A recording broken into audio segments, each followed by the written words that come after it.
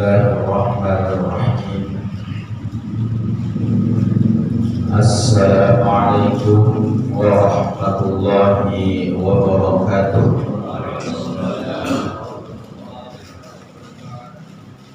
Yang malam jangan ini ada 1 jam terawihnya nanti. Assalamualaikum warahmatullahi wabarakatuh. Waalaikumsalam warahmatullahi wabarakatuh. Alhamdulillah rabbil alamin wal 'aqibatu lil muttaqin wala 'udwana illa 'alal zalimin. Allahumma aslih ummata Muhammadin sallallahu alaihi wasallam wa farrij 'an ummati Muhammadin sallallahu alaihi wasallam warham ummata Muhammadin sallallahu alaihi wasallam wanshur wahfaz wa'ayyin nahdatal watan wa nahdatal watan ad-diniyatal islamiyata ala mazhabi ahli sunnati wal jama'ati ila yaumiddin bihaqqi Muhammadin sallallahu alaihi wasallam. Amma ba'du. Pertama yang kita sama-sama hormati Bapak Tuan Guru, para asatidz, para tokoh masyarakat, bapak-bapak kepala wilayah, kewilayahan atau kadus Perja Timur dan Perja Barat, para undangan, segenap sholimin sholimat yang dirahmati Allah Subhanahu wa ta'ala.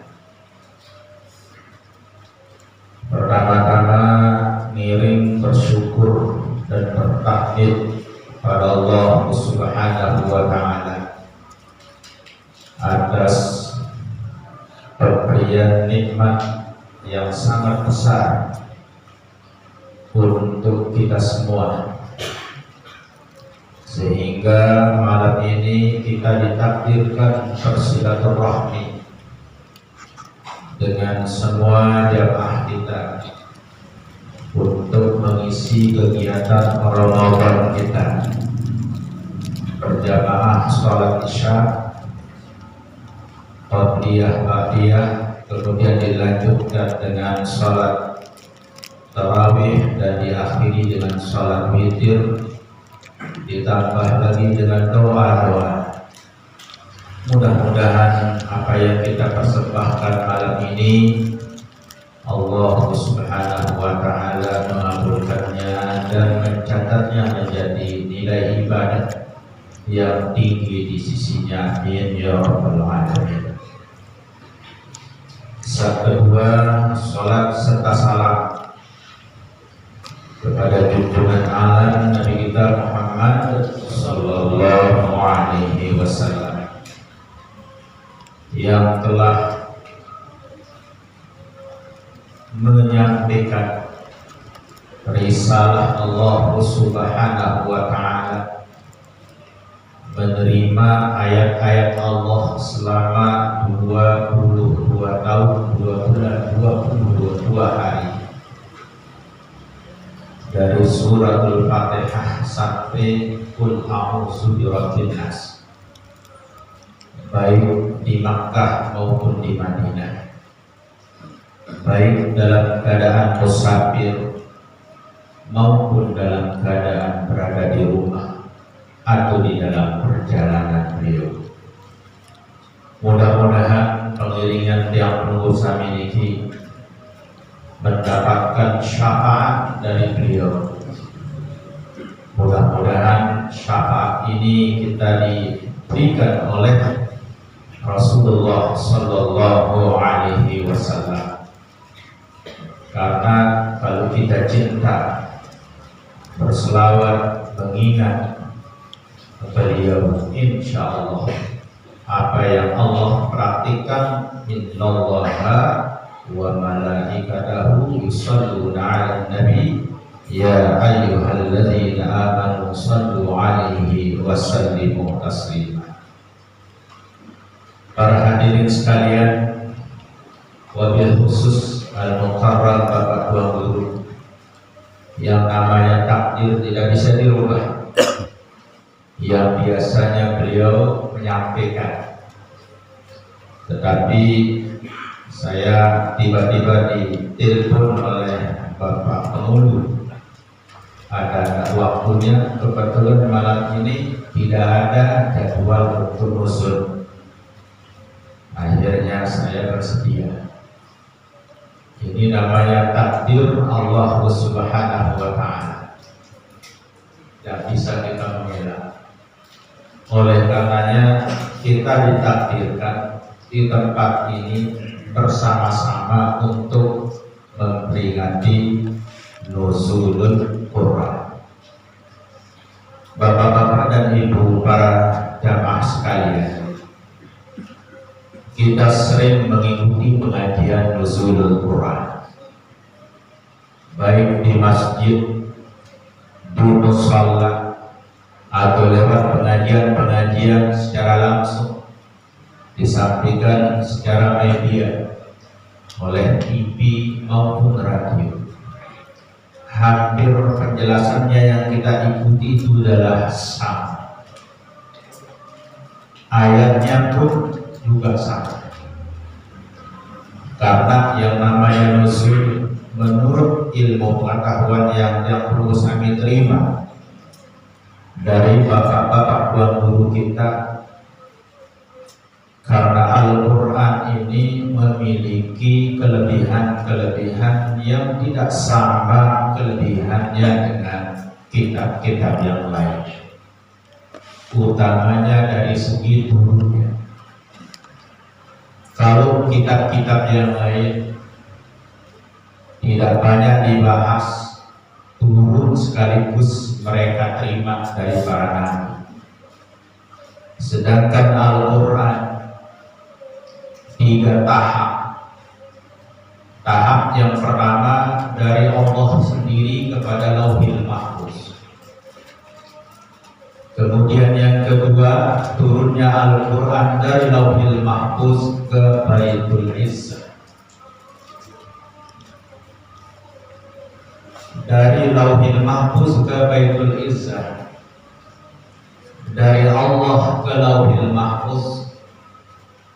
Inilah yang dimaksud dengan ayat Inna anzalnahu fi lailatul qadar, bahwa Al-Quran secara sekaligus diturunkan oleh Allah kepada Lauhil Mahfuz dan ke Baitul Izzah, ini secara sekaligus.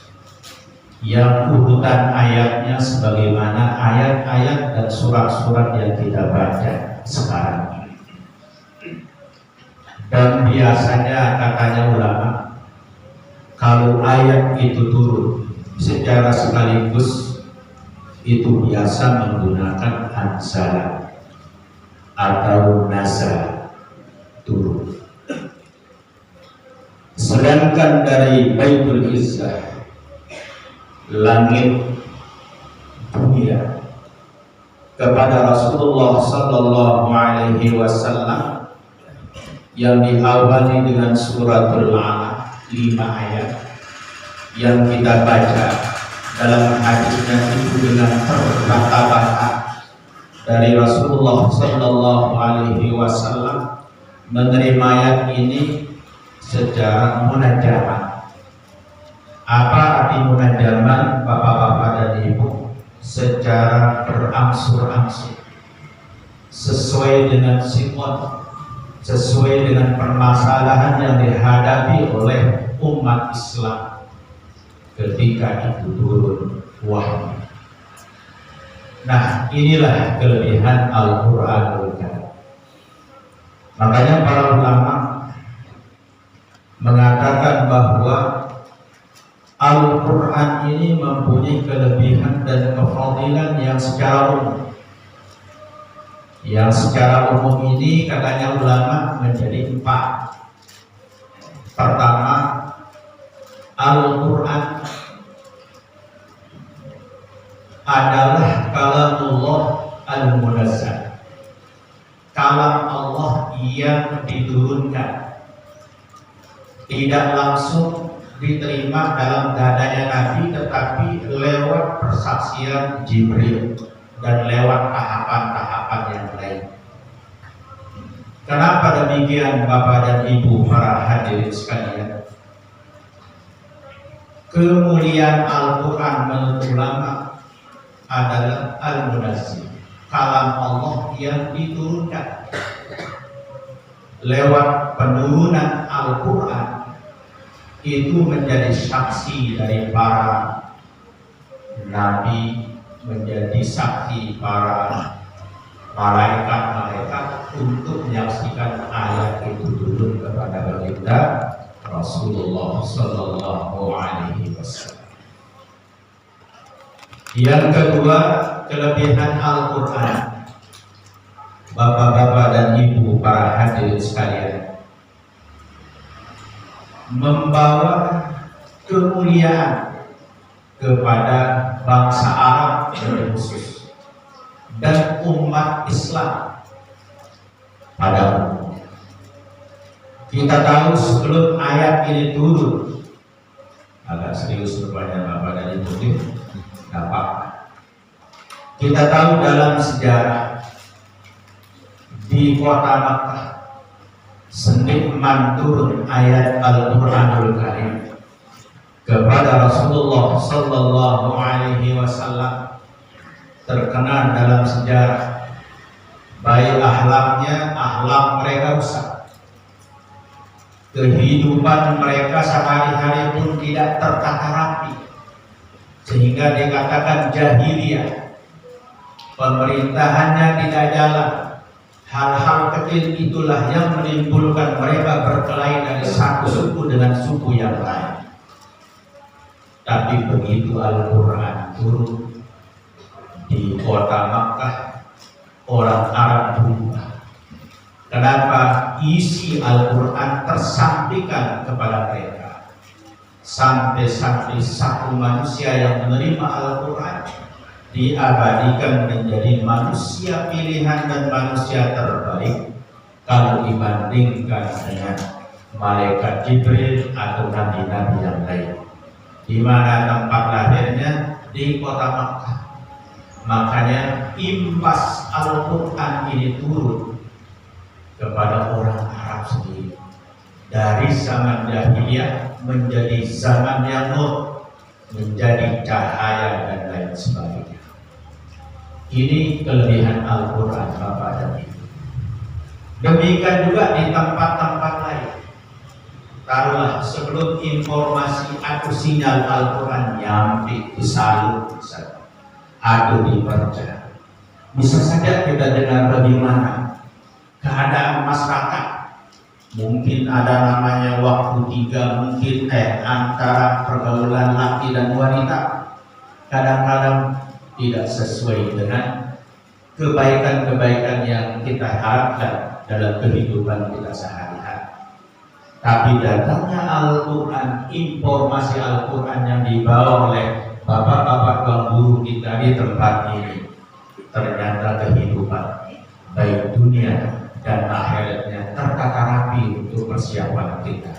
Ini yang perlu kita syukuri. Alhamdulillahirabbil alamin. Lalu yang ketiga, katanya ulama, kehadiran Al-Quran di tengah-tengah masyarakat ini adalah membawa barokah. Membawa barokah. Apa makna barokah? Barokah itu adalah kemuliaan. Karena Al-Quran itu berdasarkan firman Allah Subhanahu wa Ta'ala yang terdapat dalam surat Az-Zumar. Allah mengatakan, Allah munazzala ahsanal hadis. Allah Subhanahu wa Ta'ala menurunkan perkataan yang terbaik. Jadi maksudnya Al-Quran itu tidak ada kata-kata yang lebih baik dari Al-Quran, karena dia adalah kalamullah yang tidak boleh kita ragukan, yang disebut dalam awal surat Al-Baqarah, zalikal kitabu la raiba fihi hudan lil muttaqin. Al-Quran yang dinamakan ahsanul kalam, ahsanul hadisi, kitab, sebuah kitab Allah, kalam Allah Subhanahu wa taala yang tersusun rapi dari suratul Fatihah sampai suratul Nas, yang kandungannya sangat luar biasa. Apa kata ulama? Isi Al-Quran itu banyak sekali, tapi secara global atau secara umum paling tidak pertama mengandung sejarah, mengandung kisah. Apa maknanya kisah ini kepada kita semua yang dipakai oleh Allah Subhanahu wa taala di dalam Al-Quran? Malah di dalam Al-Quran kisah itu lebih banyak, sepertiga, malah lebih dari sepertiga ayat-ayat dan surat-surat itu ada di dalam Al-Quran tentang cerita. Cerita itu ada 3 paling tidak kata yang ulama. Cerita para nabi-nabi terdahulu. Mau cari ceritanya Nabi Adam ketika dia berada di dalam surga, lalu dikeluarkan dari surga karena kesalahan dan dipengaruhi istrinya oleh setan. Fala taqrabu hadhihi syajarata fatakuna minadh dhalimin. Ada di dalam Al-Quran. Atau mau cerita tentang Nabi Yusuf dari sejak kecil. Apa makna dari cerita Nabi Yusuf itu? Dari sejak kecil punya saudara 11 orang katanya. 11 orang. Dari sejak kecil. Kemudian dibawa oleh saudara-saudaranya, lalu dibuang ke dalam sumur, lalu laporkan kepada orang tuanya. Siapa nama orang tua Nabi Yusuf? Ya. Peristiwa ini ternyata memberikan makna kepada kita, katanya ulama, ketika ingin meminit keluarga. Allah Subhanahu wa taala tidak langsung mengatakan, begini caranya meminit keluarga, hubungan saudara, hubungan dengan orang tua. Tidak, tapi Allah membahasakan dengan kisah yang begitu hebat. Begitu ketemu dengan saudara-saudaranya, saudara-saudaranya mengatakan, saya akan menjaga nama Yusuf ini. Masa orang tua tidak percaya sama kami untuk menjaga Nabi Yusuf? Tapi ternyata Nabi Yusuf itu dibuang di sumur. Tapi walaupun dibuang, Allah Subhanahu wa taala dengan kisahnya menceritakan Nabi Yusuf ditemukan oleh orang yang bermusafir, ingin minum, lalu dia timba air, ternyata bukan air yang naik, Nabi Yusuf sendiri yang naik. Sangat luar biasa. Lalu Nabi Yusuf dijual. Setelah dijual, bagaimana Nabi Yusuf kemampuannya? Itulah yang kita pelajari dalam sejarah-sejarah yang diceritakan oleh Allah Subhanahu wa taala. Demikian juga kalau mau tentang ceritanya Nabi Sulaiman. Nabi Sulaiman ketika memegang tongkat, sedang memegang tongkat, memerintahkan jin-jin untuk gotong royong bekerja sesuai dengan perintahnya Nabi Sulaiman. Nabi Sulaiman punya kekuasaan sangat luar biasa. Bisa berbicara dengan jin, bisa berbicara dengan burung, bisa berbicara dengan burung. Ketika mau memerintahkan jin, lalu jin ini mengatakan, saya mengetahui hal-hal yang gaib, sampai hari kematian atau malaikat pencabut nyawa saya tahu, jangankan surga dan neraka saya tahu. Tapi diuji oleh Allah Subhanahu wa taala ketika Nabi Sulaiman memegang tongkat, terlalu lama mungkin berdiri di situ, akhirnya bersandar di tongkatnya. Tidak ada yang tahu bahwa Nabi Sulaiman sudah meninggal dunia. manusia apapun, kalangan keluarga yang tahu, sampai jin pun tidak tahu bahwa Nabi Sulaiman sudah meninggal dunia. Untung ada ayat kauniyah. Nabi niki ayat kauniyah niki ulat yang memakan ulat rakyat itu yang menggorokoti ketunjangnya Nabi Sulaiman. Lama-lama ketunjang niki jatuh, Nabi Sulaiman jatuh, baru jin mengetahui bahwa ternyata Nabi Sulaiman meninggal dunia. Apa makna cerita ini? Begitu pagahnya namanya jin, bahwa mengatakan hal-hal yang gaib dia tahu, ternyata jadwal kematian Nabi Sulaiman tidak diketahui oleh jin.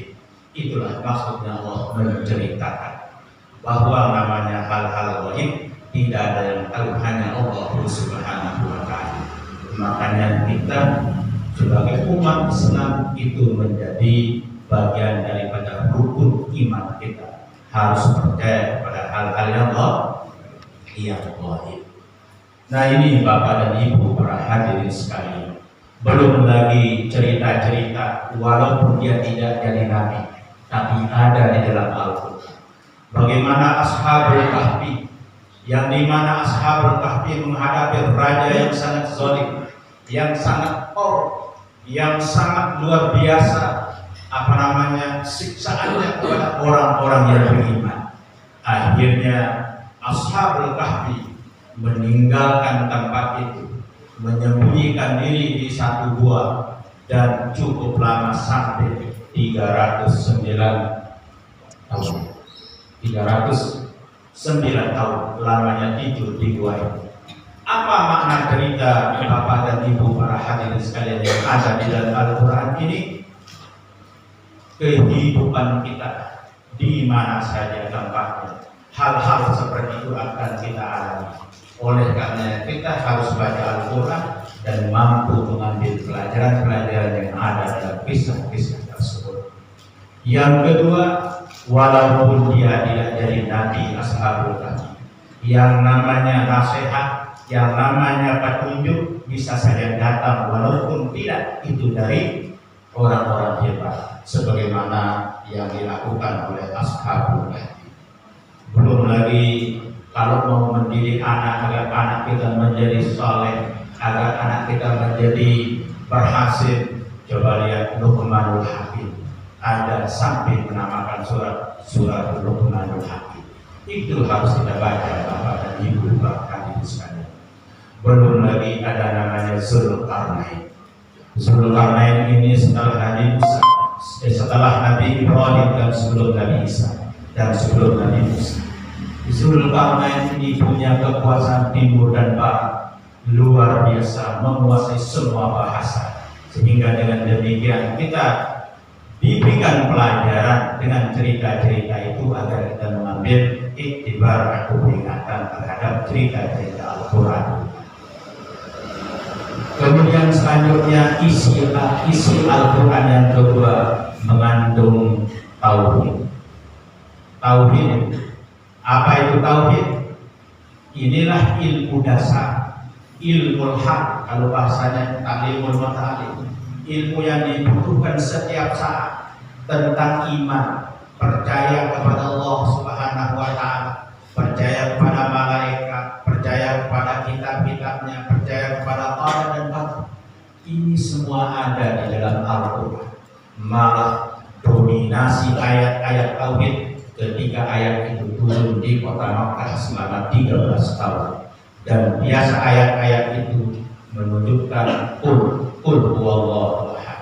Apa makna qul yang ada di situ Bapak dan Ibu? Katanya ulama, suka tidak suka, senang atau tidak senang, apakah hubungan keluarga atau tidak hubungan keluarga, yang penting Nabi menyampaikan qul huwallahu ahad. Saya teringat sebuah cerita dalam hadis yang mungkin Bapak dan Ibu, apalagi Tuan Guru, sampun membacanya dalam hadis. Ketika Abu Talib sakit, mengakhiri umurnya, sakit yang membawa kepada kematian, lalu tokoh-tokoh orang Arab ingin datang dan meminta kepada Abu Thalib agar dakwah Nabi itu diberhentikan, karena selama ini menyentuh kehidupan ketidaknyamanan para tokoh-tokoh. Karena apa yang dia sampaikan adalah qul huwallahu ahad, kalimat la ilaha illallah Muhammadur Rasulullah. Mau dicaci maki oleh keluarganya, Rasulullah tidak pernah peduli. Yang penting dia sampaikan dalam keadaan apapun. Sehingga tokoh-tokoh masyarakat itu datang kepada Abu Thalib meminta, untung masih hidup. Hai Abu Thalib, Abu Lahab datang di situ. Ada penantang-penantang atau yang menyakiti Nabi datang, itu semua. Bisakah kita berdialog dengan Muhammad untuk menghentikan dakwah la ilaha illallah Muhammadur Rasulullah?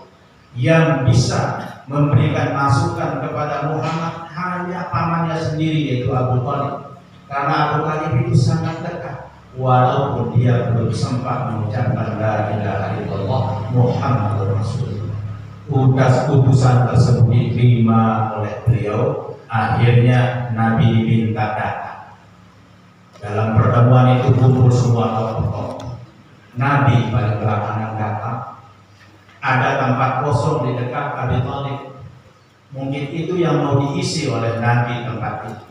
Tapi Abu Jahal melihat di situ kosong, jangan-jangan Muhammad yang menempati itu, menandakan di situ sangat dekatnya Abi Thalib. Akhirnya Abu Jahal langsung duduk di tempat yang dekat dengan Abi Thalib. Lalu Nabi datang, tidak ada tempat. Ternyata Nabi didudukkan di atas santan atau trompa, berada paling belakang. Walaupun demikian, beliau datang menerima undangan paman-pamannya. Akhirnya setelah datang, dalam hadis itu diceritakan, wahai Muhammad, inilah keluarga dan tokoh-tokoh masyarakat, tokoh-tokoh meminta dengan ikhlas kepada Anda agar Anda berhentikan dakwah mencaci maki Tuhan-Tuhan leluhur mereka. Yang mereka sembah adalah berhala-berhala yang jumlahnya 360 yang dibuat oleh tangannya sendiri. Lalu apa kata Rasulullah SAW? Wahai paman, dengan apapun diganti atau ditukar kalimat yang saya sampaikan saat ini tidak akan saya berhentikan. Mengapa ini tetap saya katakan? Mengapa ini saya sampaikan kepada mereka semua? Saya menginginkan keluarga saya ketika dia menyampaikan dan menerima satu kalimat itu, maka dia akan dihormati oleh dunia, dihormati oleh masyarakat, bukan hanya masyarakat Arab, malah masyarakat luar Arab akan menerimanya. Mendengar alasan Rasulullah Sallallahu Alaihi Wasallam oleh Abu Jahal, Abu Jahal mengatakan, jangankan satu kata, hai Muhammad, kalau memang itu salah satu cara bahwa kami akan dihormati, kami akan dihargai, akan siap menerimanya. 10 kalimat saya juga siap menerimanya. Lalu Nabi mengatakan, mau tahu yang satu kalimat itu? La ilaha illallah.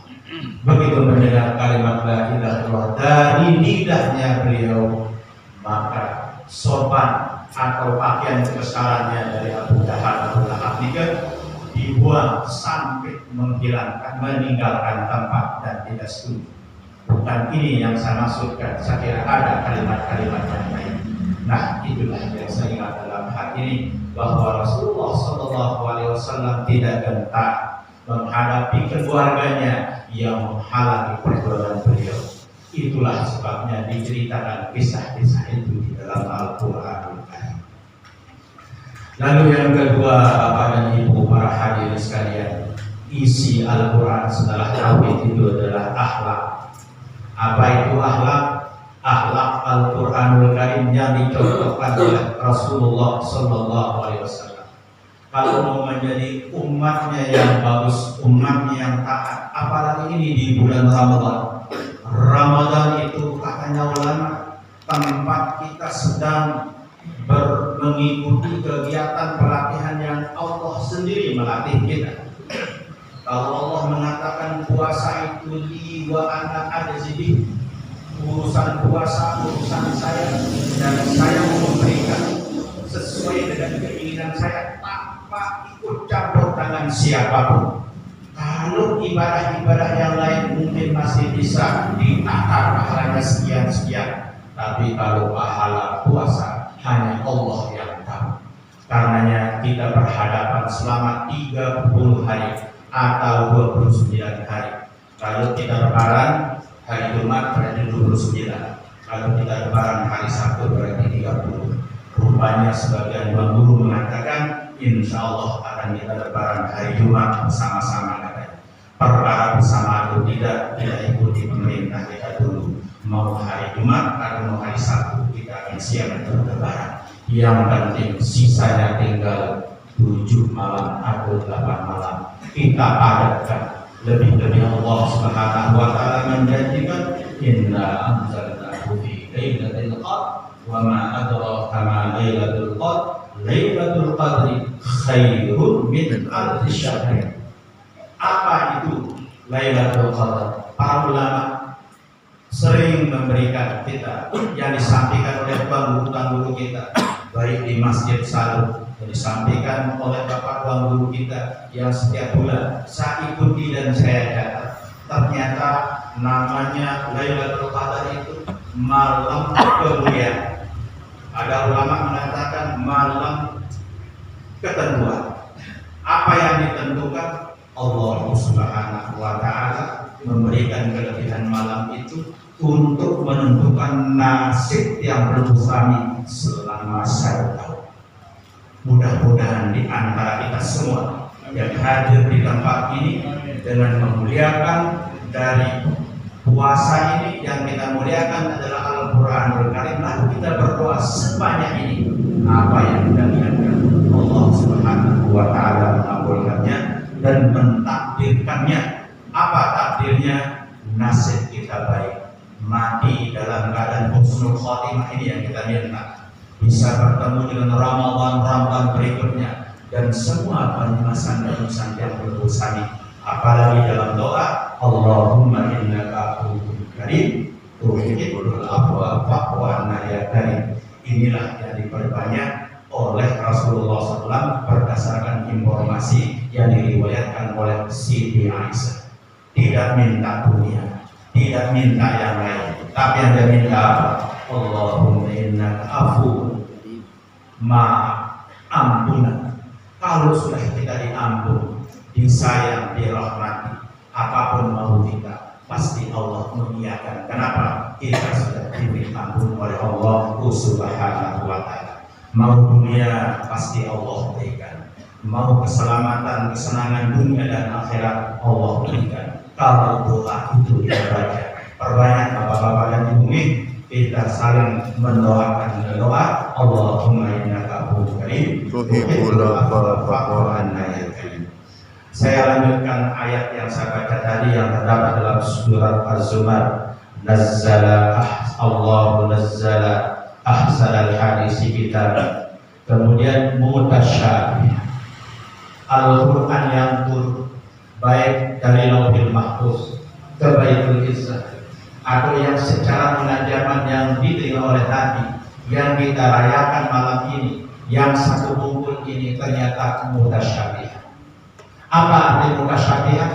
Bukan ayat yang mengandung banyak makna yang masih saru-saru, tidak. Mutasyabihan ini katanya ulama, misalnya kisah Nabi Yusuf diulangi di surah yang lain, tidak hanya di surah Yusuf saja. Atau kisah Nabi Adam tidak hanya di surah Al-Baqarah, tapi kita jumpai di surah-surah yang lain. Mutasyabih, dia serupa. Atau mungkin katanya ulama hurufnya sama. Huruf Al-Quran hanya 28, itu yang berulang-ulang. Alhamdulillahirabbil alamin, di ayat yang lain ada walhamdulillahirabbil alamin. Ada kalimat-kalimat yang lain banyak kita jumpai. Ini menunjukkan kehebatan Al-Qur'anul Karim mutasyabih. Ya, ada kesesuaiannya. Ada ulama, ini ada ulama yang membuat tafsir, yang mengarang tafsir namanya Ibnu Katsir. Sangat luar biasa.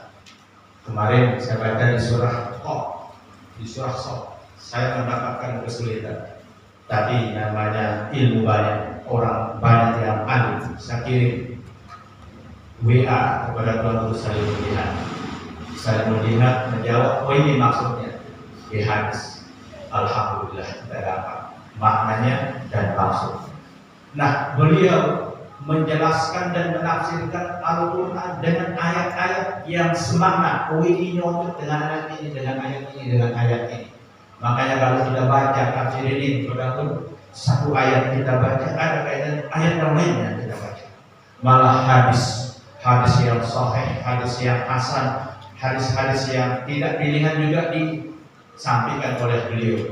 Sehingga beliau punya pendapat, kalau menurut saya hadis ini begini, dan ini yang perlu kita sama-sama mendapatkan informasi dari para ulama. Makanya mutasyabihat ini diartikan sangat luar biasa. Kemudian yang ketiga, Al-Quranul Karim yang kita rayakan ini kata Allah Subhanahu wa taala mathaniyah. Apa arti mathaniyah? Diulang-ulang. Suratul Fatihah kita ulang, malah 17 kali sehari kita ulang. Atau hurufnya diulang-ulang, cerita-ceritanya diulang-ulang, kebaikan-kebaikannya juga berulang. Itulah kelebihan Al-Quranul Karim mathaniyah. Kemudian selanjutnya yang hebatnya Al-Quranul Karim, taqsha'iru minhu juludul ladzina yakhshawna rabbahum. Jadi bergemetar kulit-kulit orang-orang yang takut kepada Allah Subhanahu wa taala begitu mendengar Al-Quranul Karim yang isinya apa? Yang isinya yang dia takuti azab Allah Subhanahu wa taala. Respon anggota tubuhnya terutama kulitnya, karena kulit ini akan berhadapan nanti di hari kiamat, merasakan nikmatnya surga dan sakitnya neraka. Nah, begitu Allah Subhanahu wa taala berbicara tentang azab, dia hatinya merinding. Taqsha'iru minhu juludul ladzina yakhshawna rabbahum. Mudah-mudahan kita bisa sampai kepada maqam ini. Begitu mendengar ayat Al-Quran tentang azab, kita harus mengevaluasi diri, nyampi di hati kita, nyampi dalam tatanan hidup kita, sehingga itu makna daripada Al-Quran. Kemudian yang kedua, summa talibuhum wa qulubuhum ila dzikrillah. Kemudian orang-orang yang beriman begitu mendengar bacaan Al-Quran, talibuhum lunak kulit-kulitnya, artinya responnya kepada Al-Quran luar biasa. Dibacakan di masjid pakai loudspeaker sampai jam 10, endik nengerak, endik kesili, endik ngomel, tapi dia semangat walaupun dia tidak bisa membaca Al-Quran. Paling tidak kita tidak baca Al-Quran, senang sama orang yang membaca Al-Quran, orang yang mengajarkan Al-Quran. Malah Nabi mengatakan sebagus-bagus kita semua belajar orang yang belajar Al-Quran dan orang yang mengajarkan Al-Quran. Mudah-mudahan kita masuk dalam kelompok ini ya, sering senang mendengar Al-Quran. Ya, respon anggota tubuh kita mendengar Al-Quran. Kalau dengan demikian di bulan Ramadan ini kita bisa hidupkan dengan kesenangan kepada Al-Quran Al-Karim. Ini insya Allah bagian daripada ayat ini, talibuhum wa qulubuhum insyaallah. Kemudian zalika hudallahi yahdi bihi man yasha. Itulah namanya petunjuk Allah Subhanahu wa taala, yang Allah berikan petunjuk kepada siapa yang Dia kehendaki. Banyak orang menghafal Quran tapi tidak mendapatkan petunjuk dari Allah. Inilah yang paling tinggi petunjuk. Petunjuk itu petunjuk agama, petunjuk irfan, petunjuk irsyad, petunjuk Al-Quran. Inilah kelebihan Al-Quran. Tetapi Al-Quran bukan bisa menyentuh diri kita semua ketika kita mendapatkan petunjuk dari Allah Subhanahu wa taala. Kemudian petunjuk yang paling tinggi namanya taufik. Inilah yang kita minta, bimbingan Allah Subhanahu wa taala, sehingga apapun yang kita dengar baik kita bisa laksanakan, kita bisa praktikkan. Kalau sudah kita meringan berjamaah di masjid, sudah namanya bimbingan Allah Subhanahu wa taala. Mau ahli mau tidak ahli, petunjuk ini bisa didapati dari Allah Subhanahu wa Ta'ala. Orang pintar tapi tidak punya petunjuk, kepintarannya tidak akan bermanfaat. Oleh karenanya dalam surah Al-Fatihah, ihdinas siratal mustaqim, berikanlah kami petunjuk yang lurus. Mana petunjuk yang lurus? Al-Qur'anul Karim, iman, Islam, dan semua ajaran-ajaran Rasulullah Sallallahu Alaihi Wasallam. Kemudian wa may yudlilillahi fama lahu min had, orang yang mendapatkan kesulitan atau dolalah dari Allah tidak akan pernah mendapatkan petunjuk. Inilah yang kita bernauzubillah. Mudah-mudahan kita jauh dari dolalah ini. Tetapi kita senang dengan Al-Quran, senang sama pengajian yang isinya Al-Quran, senang juga menghadiri hal-hal yang berkaitan dengan Al-Quran. Bapak-bapak dan ibu para hadirin sekalian, kayaknya sangat serius ini. Tidak ada lucunya. Kalau saya ikuti guru kita dalam nuzul itu kadang-kadang banyak cerita. Saya tidak mampu bercerita dalam nuzul dan membuat jamaah menjadi terkawal. Ingin serius saja, ya, ingin serius menyampaikan. Mungkin pengaruhnya kita belajar sama Tuan Guru. Izinnya dulu, lalu terpercaya sih dengan hendak ke seluruh TK. Itu yang saya pegang. Ya, saya bawa kita walaupun kita tahu dan tokoh jauh.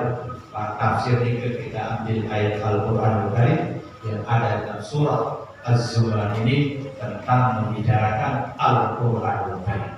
Mungkin ini yang bisa saya sampaikan dengan harapan apa yang saya sampaikan dari sejarah tadi maupun isi Al-Quran tidak secara semuanya. Isi Al-Quran itu hanya 2 yang saya sampaikan, hanya 3.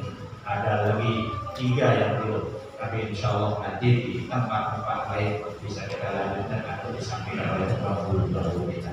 Mudah-mudahan Ramadan kita, sisa Ramadan kita ini diisi dengan sebaiknya dan mendapatkan hidayah dan mendapatkan taufik dari Allah Subhanahu wa Ta'ala, sehingga apa yang dijadikan malam-malam ganjil, terutama menurut perhitungan Imam Al-Ghazali, kita puasa hari Kamis. Insya Allah berdasarkan pengalaman beliau, istiqrah beliau, tidak pernah keluar dari pengalaman beliau.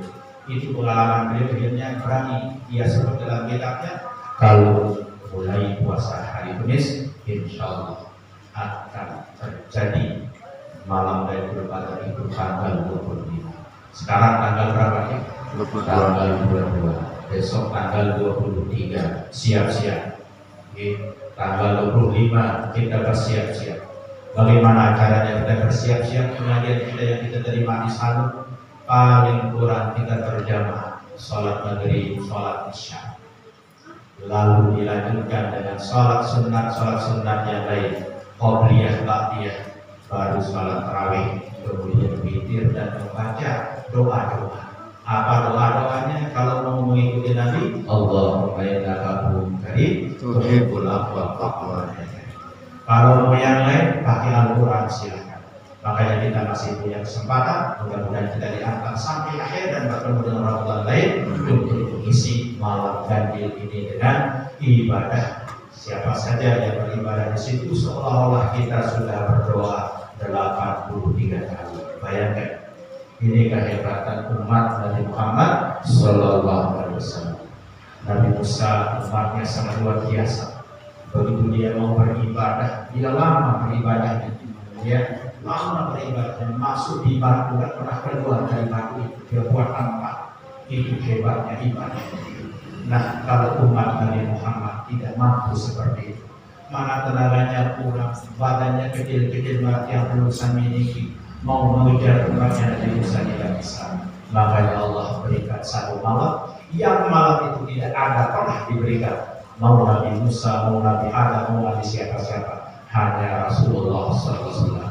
Yaitu Nabi Lailatul Qadar, orang yang berumur 15 tahun bertemu dengan malam Al-Qadar, dia beramal, berarti bisa dikalikan 15 tahun kali 83 tahun. berarti ini bisa mengalahkan umurnya Nabi Nuh, bisa mengalahkan umurnya Nabi-Nabi yang panjang umurnya seperti Nabi Adam. Itulah kehebatan umat Rasulullah SAW. Di samping kelebihan dan khususiyatnya juga di bulan puasa ini mereka tidak punya tarawih, kita hanya punya tarawih di umat Rasulullah SAW. Yang mau 20 silahkan, ini anjuran kita di NWDI atau di NW itu 20 tambah 3, tidak pernah dirubah. Walaupun orang bisa mengubah menjadi 36, bisa mengubahnya 8, bisa berubahnya menjadi sekian, tapi alhamdulillah kita masih istiqomah mengikuti mereka. Mudah-mudahan kita walhidna bis-sholihin. Inilah yang bisa sampaikan. Mudah-mudahan ada tidak manfaatnya. Nanti Bapak Guru yang menambah hikmahnya. Sekian, assalamualaikum warahmatullahi wabarakatuh.